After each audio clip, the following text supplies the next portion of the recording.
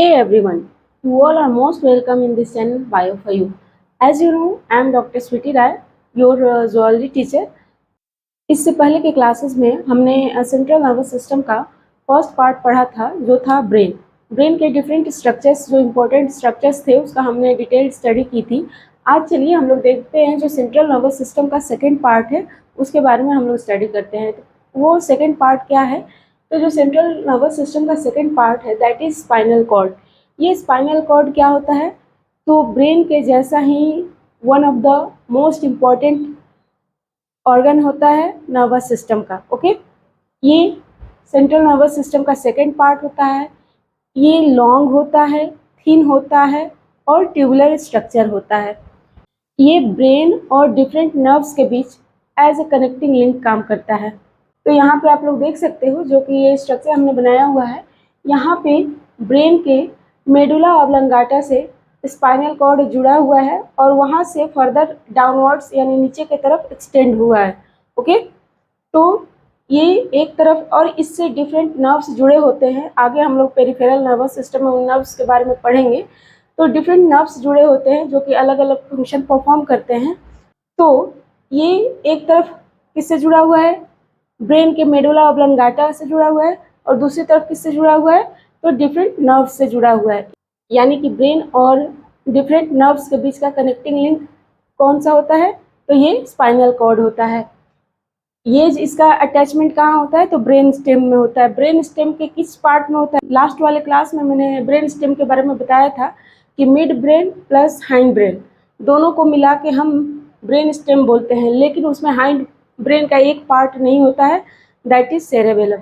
यानी सेरेबेलम को छोड़ के mid brain plus hind brain को मिला के हम क्या नाम देते हैं? हम उसका नाम देते हैं ब्रेन स्टेम। और ये जो स्पाइनल कॉर्ड है ये ब्रेन स्टेम से ही जुड़ा हुआ होता है, यानी ब्रेन स्टेम के मेडुला ऑब्लंगाटा वाले पार्ट से जुड़ा हुआ होता है। वहाँ से होते हुए ये नीचे की तरफ वर्टिब्रल कॉलम में एक्सटेंड किए रहता है। अब बात है कि जब ब्रेन के चारों तरफ स्कल की कवरिंग होती है, स्कल का प्रोटेक्शन होता है, तो उस स्कल से ये बाहर कैसे आता है? तो स्कल के पिछले हिस्से पे, ब्रेन के पिछले हिस्से में स्कल में एक होल होता है, एक छेद होता है। उस होल का नाम होता है फोरामेन मैग्नम, है ना। यहाँ पे देखिए मैंने दिखाया, ये फोरामेन मैग्नम है जो स्कल में एक होल है। अब देखिए तो ये जो स्पाइनल कॉर्ड है इनका लेंथ ह्यूमन बीइंग में जनरली 42 सेंटीमीटर से 45 सेंटीमीटर तक पाया जाता है। ऐसा माना जाता है कि फीमेल्स में ये 42 सेंटीमीटर लंबा होता है, मेल्स में अप्रॉक्स 45 सेंटीमीटर तक लंबा होता है। और इसकी थिकनेस की अगर बात करें तो ये अप्रॉक्स 2 सेंटीमीटर थिक होता है। तो ये तो हो गया स्पाइनल कॉर्ड का जनरल सा स्ट्रक्चर। अब हम देखते हैं कि जिस तरह ब्रेन के ऊपर डिफरेंट प्रोटेक्टिव लेयर्स प्रेजेंट था, डिफरेंट प्रोटेक्टिव कवरिंग प्रेजेंट था, इन द सेम वे क्या उसी तरह स्पाइनल कॉर्ड पे भी कोई प्रोटेक्टिव कवरिंग है? क्या इसको भी कोई लेयर ऐसा है जो इसको प्रोटेक्ट किया है? कोई ऐसा स्ट्रक्चर जो इसको प्रोटेक्शन प्रोवाइड कर रहा है? तो of course yes, there are two protective covering for spinal cord. यानी कि यहाँ पे दो प्रोटेक्टिव कवरिंग होता है। जिस तरह ब्रेन में एक स्कल था सबसे आउटर मोस्ट जो प्रोटेक्शन प्रोवाइड करता था, वो कवरिंग क्या था? स्कल था। स्कल के बाद क्या था? मेनिंजेस थे, उसमें था ड्यूरामीटर, अरेक्नोइड और पायामीटर। तो उसी तरह स्पाइनल कॉर्ड को प्रोटेक्शन प्रोवाइड करने के लिए दो प्रोटेक्टिव कवरिंग प्रेजेंट होता है। एक का नाम देते हैं हम वर्टिब्रल कॉलम या स्पाइनल कॉलम भी बोलते हैं, या उसी को हम स्पाइन भी बोलते हैं या बैकबोन भी बोलते हैं।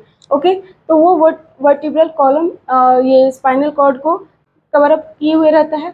और वो जो वर्टिब्रल कॉलम होता है वो डिफरेंट वर्टिब्रल बॉडीज से मिलकर बना होता है, जिसको हम नाम देते हैं वर्टिब्री। प्रत्येक वर्टिब्रल बॉडी का नाम हम देते हैं वर्टिब्री। और ये टोटल अगर इनका नंबर देखा जाए तो टोटल नंबर वाइज ये 33 होते हैं। ओके, तो इन टोटल 33 वर्टिब्री को हमने 5 टाइप्स में डिवाइड किया हुआ है। स्टार्टिंग के फर्स्ट वर्टिब्री से लेके 7th वर्टिब्री तक को हमने नाम दिया है सर्वाइकल वर्टिब्री। ओके, फिर जो 8वां वर्टिब्री है, 8वां वर्टिब्री से लेके 19वां वर्टिब्री तक को हमने नाम दिया है थोरैसिक वर्टिब्री। जो 20 नंबर का वर्टिब्री है, 20 नंबर से लेकर 24 नंबर तक के वर्टिब्री को हमने नाम दिया है लंबर वर्टिब्री। और उसके बाद जो 25वां वर्टिब्री है, 25वां वर्टिब्री से लेकर 29वें वर्टिब्री तक को हमने नाम दिया है सैक्रल वर्टिब्री। और 30वें वर्टिब्री से लेकर 33वें वर्टिब्री तक को हमने नाम दिया है कॉर्डल वर्टिब्री और टेल बोन।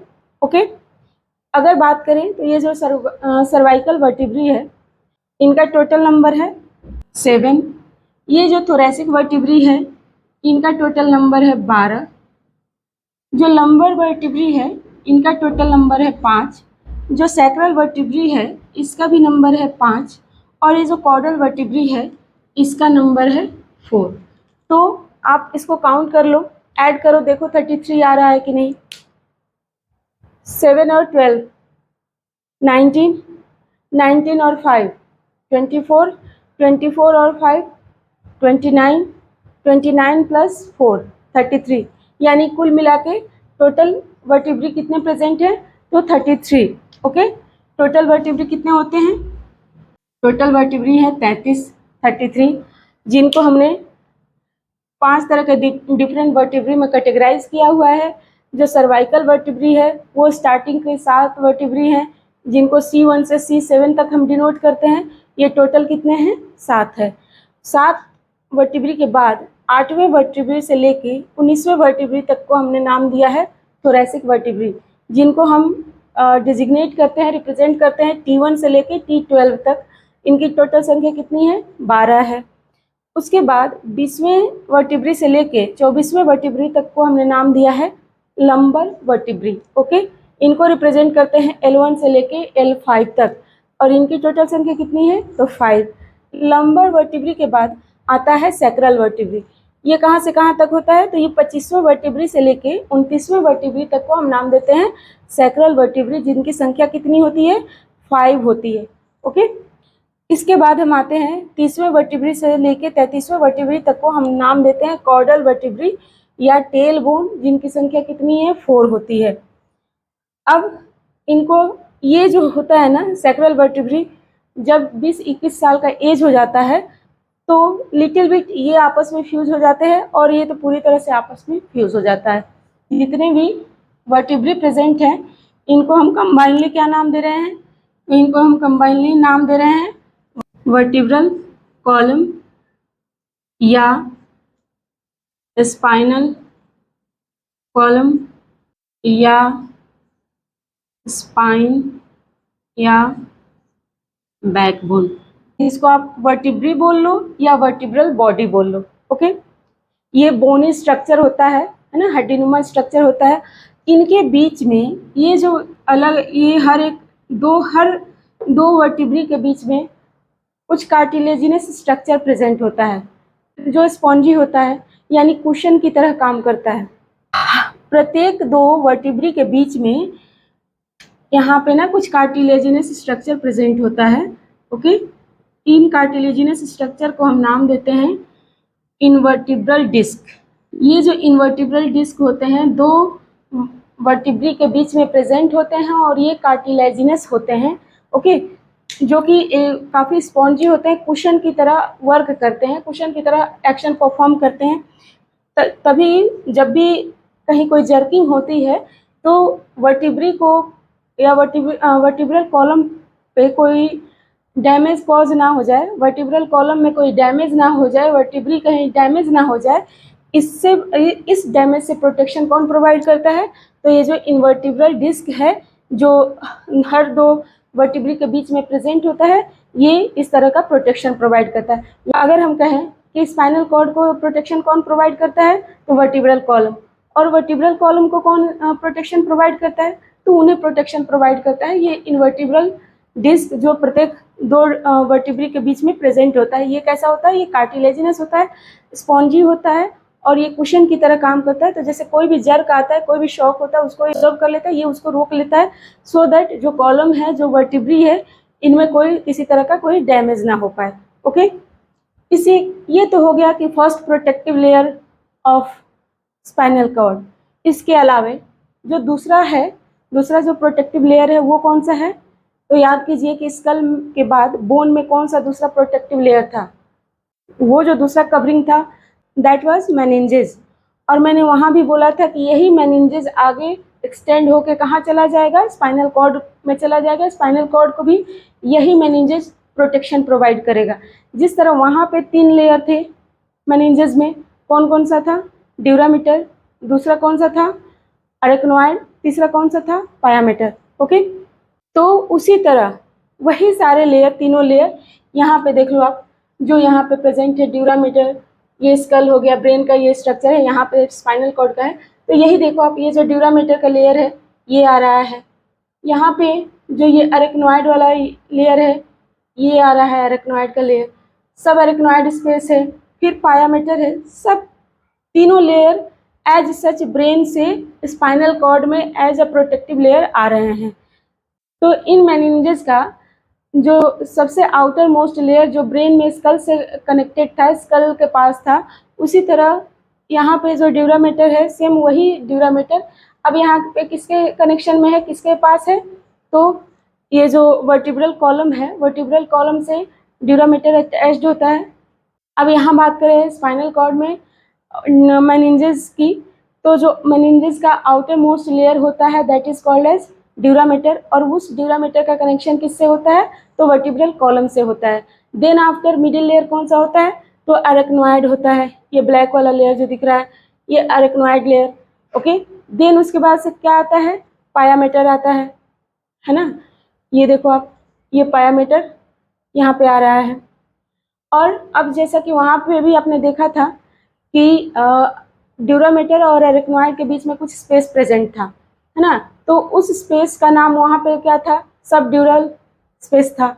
अब यहाँ पे ड्यूरामीटर और वर्टिब्रल कॉलम के बीच में कुछ स्पेस प्रेजेंट होता है, उस स्पेस का नाम हम देते हैं एपीड्यूरल स्पेस। ओके, और वो जो स्पेस होता है ना, वो एडिपोज टिश्यू और डिफरेंट ब्लड वेसल से भरा हुआ होता है। ओके, इसके बाद एक स्पेस और प्रेजेंट होता है अरेक्नोइड और पायामीटर के बीच, जो सेम प्रेजेंट था ब्रेन में, वही स्पेस यहाँ स्पाइनल कॉर्ड में भी कंटिन्यू होता है अरेक्नोइड और पायामीटर के बीच में। तो उस स्पेस का नाम हम वही देते हैं सब अरेक्नोइड स्पेस, जिसमें क्या भरा होता है, उसमें सेरेब्रोस्पाइनल फ्लूइड भरा होता है। और वो फ्लूइड का और उस सेरेब्रोस्पाइनल फ्लूइड का सिक्रीशन कहाँ से होता है, तो पायामीटर के थ्रू उसका सिक्रीशन होता है। ओके, इतना क्लियर। यानी कि हमने रफली स्पाइनल कॉर्ड का स्ट्रक्चर देख लिया, प्लस में उस पर जो 2 प्रोटेक्टिव कवरिंग थी उसको भी हमने देख लिया। पहला प्रोटेक्टिव कवरिंग क्या था, पहला प्रोटेक्टिव कवरिंग क्या था, तो पहला प्रोटेक्टिव कवरिंग था वर्टिब्रल कॉलम, उसके भी उसका क्या कंपोजिशन, कैसे कैसे वो बना हुआ है, कितने लेयर्स में है, चाहे उसका नंबर कितना है, वो भी हमने यहाँ पे एक्सप्लेन कर दिया। देन दूसरा जो प्रोटेक्टिव कवरिंग था दैट वाज मेनिंजेस, उसके भी तीनों लेयर के बारे में हमने यहाँ बता दिया। तो ये है आपका ब्रेन और स्पाइनल कॉर्ड का स्ट्रक्चर। आप लोग इसका एक स्क्रीनशॉट ले लीजिए, देन आफ्टर मैं इसको इरेज करके आगे एक्सप्लेन कर रही हूँ। ओके,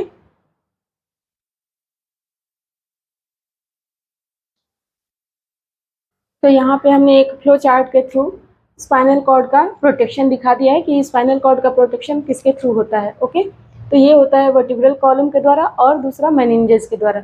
वही वर्टिब्रल कॉलम किससे बना होता है, वर्टिब्री से बना होता है। इन सारे ये कितने वर्टिब्री होते हैं, तो 33 होते हैं। इन 33 वर्टिब्री को हमने 5 वर्टिब्री में 5 तरह के वर्टिब्री में डिवाइड किया हुआ है। सबका यहाँ पे हमने लिख दिया है कि कौन कितने नंबर में प्रेजेंट होते हैं, यानी टोटल मिला के 33 वर्टिब्री प्रेजेंट है। और दूसरा प्रोटेक्शन किसके थ्रू हो रहा है, तो वो मेनिंजेस के द्वारा, जिसमें ड्यूरामीटर, अरेक्नोइड और पायामीटर प्रेजेंट है। ओके, तो this is the brief flow chart of the protection through which spinal cord is protected. Okay, तो आइए अब देखते हैं स्पाइनल कॉर्ड के डिफरेंट डिवीजन को, कि स्पाइनल कॉर्ड को भी फर्दर हमने कैसे डिवाइड किया हुआ है डिफरेंट सेगमेंट्स में। तो जिस तरह हमने वर्टिब्रल कॉलम को डिफरेंट वर्टिब्री में कैटेगराइज किया हुआ था, जितने भी टोटल जो वर्टिब्री प्रेजेंट थे उनको अलग अलग वर्टिब्री में कैटेगराइज किया हुआ था, उसी तरह हमने स्पाइनल कॉर्ड के टोटल सेगमेंट्स को हमने अलग अलग रीजन में डिवाइड किया हुआ है। ओके, तो अगर देखा जाए तो स्पाइनल कॉर्ड में जो टोटल सेगमेंट्स होते हैं वो 31 होते हैं, यानी 31 सेगमेंट्स प्रेजेंट होते हैं स्पाइनल कॉर्ड में। वहाँ पे कितने वर्टिब्री प्रेजेंट थे वर्टिब्रल कॉलम में? तो वहाँ पे 33 वर्टिब्री प्रेजेंट थे एक वर्टिब्रल कॉलम में। यहाँ पे एक स्पाइनल कॉर्ड में कितने सेगमेंट्स हैं? तो 31 सेगमेंट्स हैं। तो ये टोटल 31 सेगमेंट्स को हमने अलग अलग सेगमेंट्स में कैटेगराइज किया हुआ है। एक का नाम दिया है सर्वाइकल सेगमेंट, दूसरा का नाम दिया है थोरेसिक सेगमेंट, तीसरे का नाम दिया है लंबर सेगमेंट, चौथे का नाम दिया है सैक्रल सेगमेंट और पांचवे का नाम दिया है कॉक्सिजियल सेगमेंट। वहाँ वर्टिब्रल कॉलम में वर्टिब्री का पांचवे वर्टिब्री का जो टाइप हमने डिसाइड किया था उसका क्या नाम था? उसका नाम था कॉर्डल वर्टिब्री, लेकिन यहाँ पे ये क्या है? कॉक्सिजियल सेगमेंट है। ओके, इसको ध्यान में रखिएगा। जो सर्वाइकल सेगमेंट है इनकी संख्या कितनी है? इनकी संख्या 8 है। वहाँ पे जो सर्वाइकल वर्टिब्री था उसकी संख्या कितनी थी? 7। यहाँ पे जो थोरेसिक सेगमेंट है उसकी संख्या 12। यहाँ पे लंबर सेगमेंट और सैक्रल सेगमेंट दोनों की संख्या 5-5 है, जो कि सेम उसी तरह है जैसा वर्टिब्रल कॉलम में लंबर वर्टिब्री और सैक्रल वर्टिब्री की जो संख्या थी, सेम वही संख्या यहाँ लंबर सेगमेंट और सैक्रल सेगमेंट की है। ओके, वहाँ पे क्या था? वहाँ पे जो कॉर्डल वर्टिब्री था उसकी संख्या कितनी थी? 4 थी। लेकिन यहाँ पे जो कॉक्सिजियल सेगमेंट जो लास्ट सेगमेंट है उनकी संख्या कितनी है? तो सिंगल है। यानी कि डिफरेंस कहाँ पे आ रहा है? तो सर्वाइकल सेगमेंट में और कॉक्सिजियल सेगमेंट में। वहाँ सर्वाइकल वर्टिब्री कितना था? तो 7 था। यहाँ पे कितना है? 8 है, यानी यहाँ पे एक ज़्यादा है। बाकी सब सेम है। वहाँ पे जो कॉर्डल वर्टिब्री था वो 4 था, यहाँ पे जो कॉक्सिजियल सेगमेंट है वो सिंगल है। इसीलिए वहाँ पे टोटल वर्टिब्री की संख्या कितनी थी? 33 थी। लेकिन यहाँ पे टोटल स्पाइनल कॉर्ड सेगमेंट्स की संख्या कितनी है? तो 31 है। और हम जानते हैं कि हर एक सेगमेंट से 1 पेयर ऑफ नर्व्स का इमर्जेंस होता है। हर एक स्पाइनल कॉर्ड सेगमेंट से 2 स्पाइनल नर्व्स जुड़े होते हैं, 2 स्पाइनल नर्व्स जुड़े होते हैं। तो इसीलिए अगर कोई पूछता है कि टोटल स्पाइनल नर्व्स की संख्या कितनी है, तो टोटल स्पाइनल नर्व्स की संख्या 31 पेयर्स है, क्योंकि हर एक सेगमेंट से 1 पेयर ऑफ स्पाइनल नर्व्स का इमर्जेंस होता है। ओके, अब आइए यहाँ पे कुछ स्ट्रक्चर्स के बारे में थोड़ा सा डिस्क्रिप्शन देते हैं, कुछ स्ट्रक्चर्स को एक्सप्लेन कर लेते हैं। पहला है कोनस मेडुलरिस। कोनस मेडुलरिस कहने का क्या मतलब है?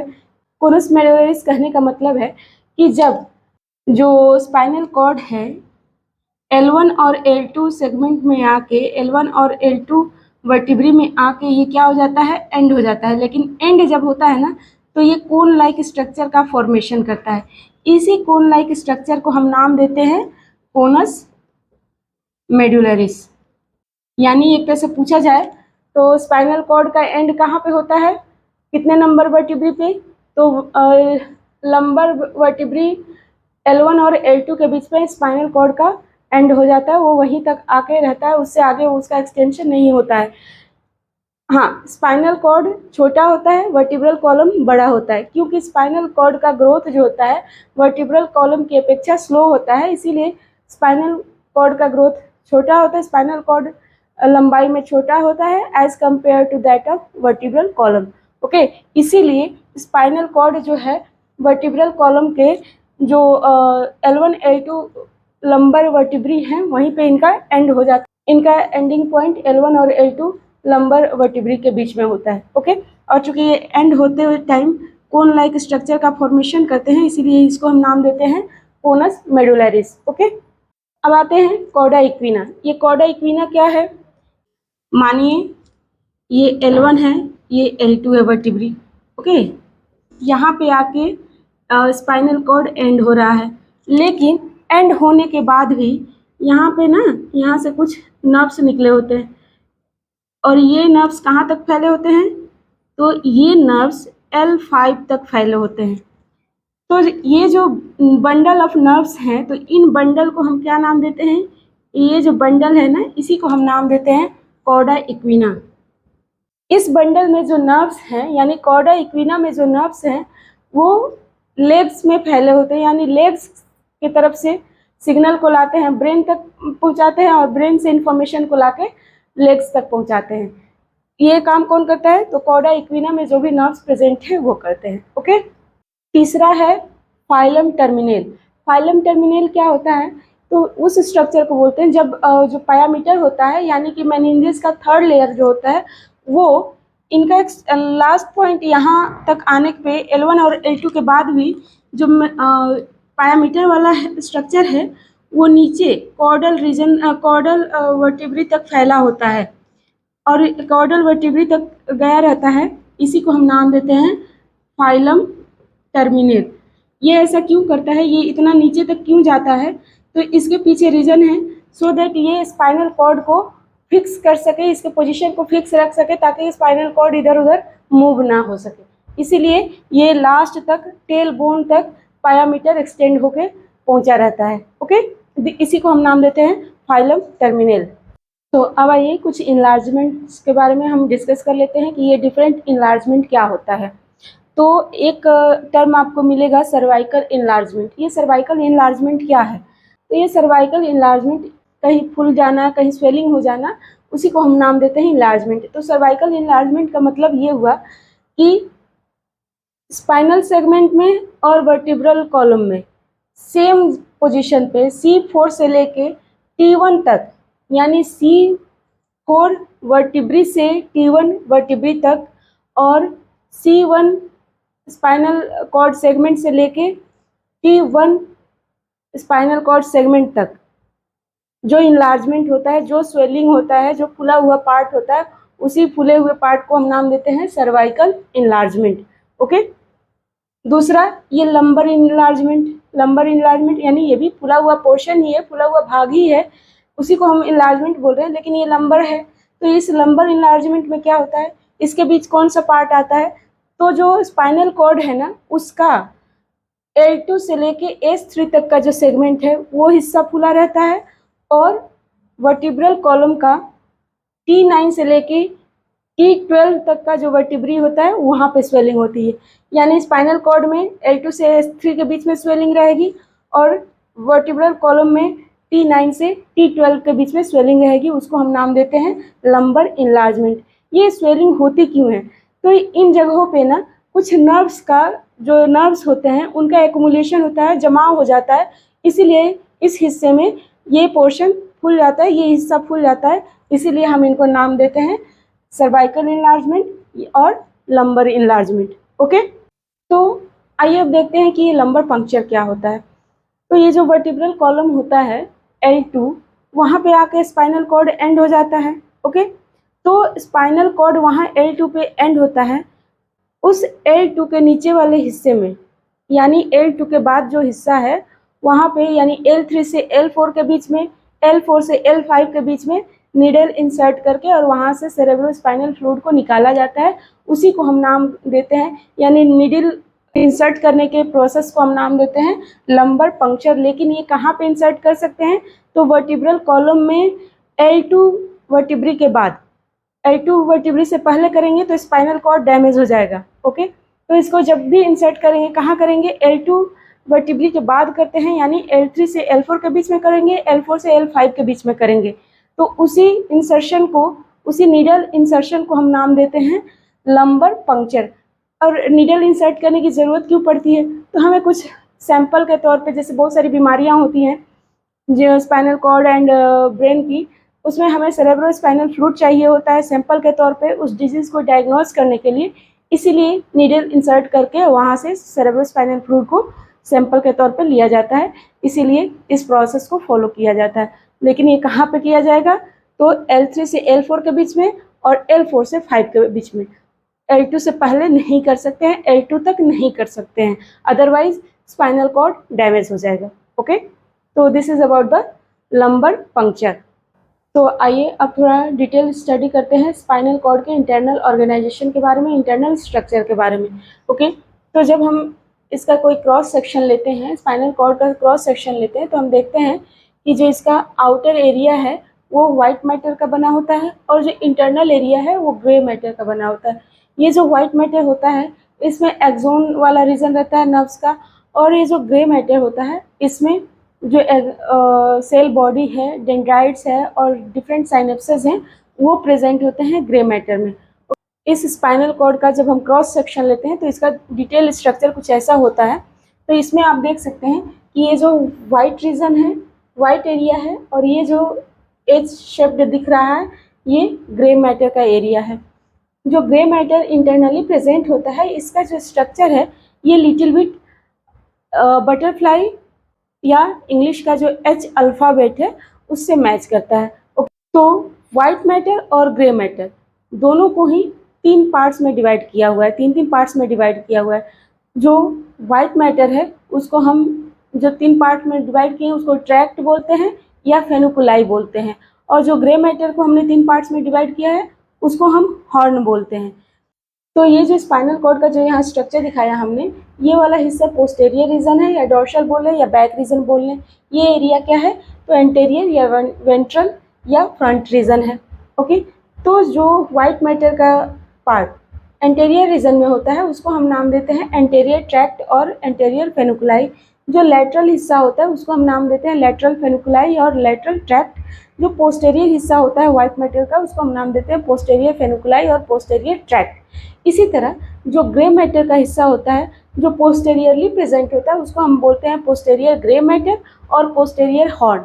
जो लेटरल हिस्सा होता है उसको बोलते हैं लेटरल हॉर्न या लेटरल ग्रे मैटर। जो एंटेरियर हिस्सा होता है इसको हम बोलते हैं एंटेरियर ग्रे मैटर या एंटेरियर हॉर्न। ठीक है, अब इनके बीचों बीच स्पाइनल कॉर्ड के बीचों बीच एक होल लाइक स्ट्रक्चर होता है जो वास्तव में क्या होता है, सेंट्रल कैनाल होता है। उसमें सेरेब्रोस्पाइनल फ्लूइड भरा होता है और ये जो ब्रेन का 4th वेंट्रिकल होता है ये उसी से एक्सटेंड होके स्पाइनल कॉर्ड में आता है। ओके, अब जो ये सेंट्रल कैनाल है ना, इसके एंटेरियर रीजन में जो ग्रे मैटर प्रेजेंट होता है उसको हम नाम देते हैं एंटेरियर ग्रे कमीसर। जो इस सेंट्रल कैनाल के ऊपर पोस्टेरियर रीजन में जो ग्रे मैटर का पार्ट प्रेजेंट होता है उसको हम नाम देते हैं posterior grey commissure. In the same way जो सेंट्रल कैनाल के ऊपर वाला हिस्सा में पोस्टेरियर पार्ट में जो वाइट मैटर वाला रीजन प्रेजेंट होता है उसको नाम देते हैं पोस्टेरियर वाइट कमीसर, और जो इसके एंटेरियर पार्ट में जो वाइट मैटर प्रेजेंट होता है उसको हम नाम देते हैं एंटेरियर वाइट कमीसर।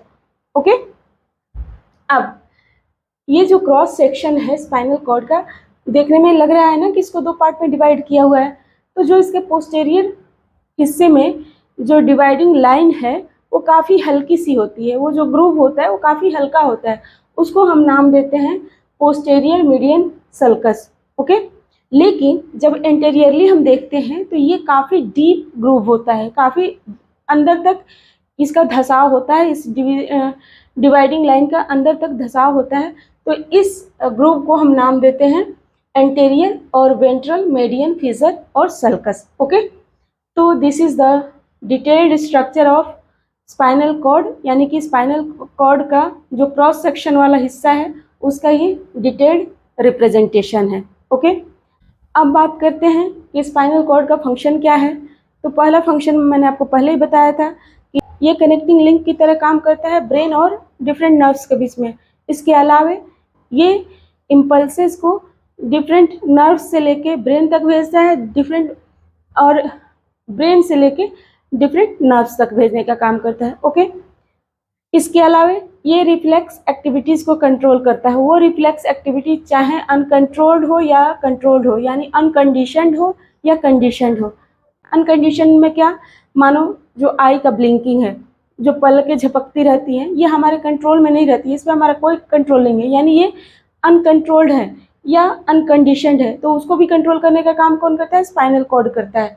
जो कंडीशनड है यानी कि जो कंट्रोल्ड है, जो हमारे कंट्रोल में है, उसको भी कंट्रोल करने का काम कौन करता है, तो स्पाइनल कॉर्ड करता है। जैसे हमारा मन हुआ कि हम साइकिल चलाएं तो हम चला सकते हैं, ये हमारे कंट्रोल में है, मन करेगा चलाएंगे, मन करेगा नहीं चलाएंगे। ओके, तो all these are the function of spinal cord.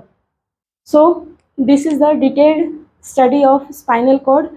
I hope कि मैंने अपने तरफ से स्पाइनल कॉर्ड के बारे में लगभग सारी इन्फॉर्मेशन आपको दे दी है और आपने सारा नॉलेज एक्वायर कर लिया होगा एंड सारा इन्फॉर्मेशन आपने गैदर कर लिए होंगे। तो इसी के साथ आज का लेक्चर यहीं समाप्त करते हैं। Thank you, that's all. और एक रिक्वेस्ट है कि वीडियो मैं सिर्फ लाइक और सब्सक्राइब करने के लिए ही नहीं बना रही हूँ, ये मैं आप लोगों को देखने के लिए बना रही हूँ, सो दैट आप लोग इस वीडियो को देखो और इससे कुछ नॉलेज गेन करो। इसलिए थोड़ा सा सीरियसली होके आप लोग पढ़ाई कीजिए और वीडियो को देखिए। Okay okay, thank you, that's all.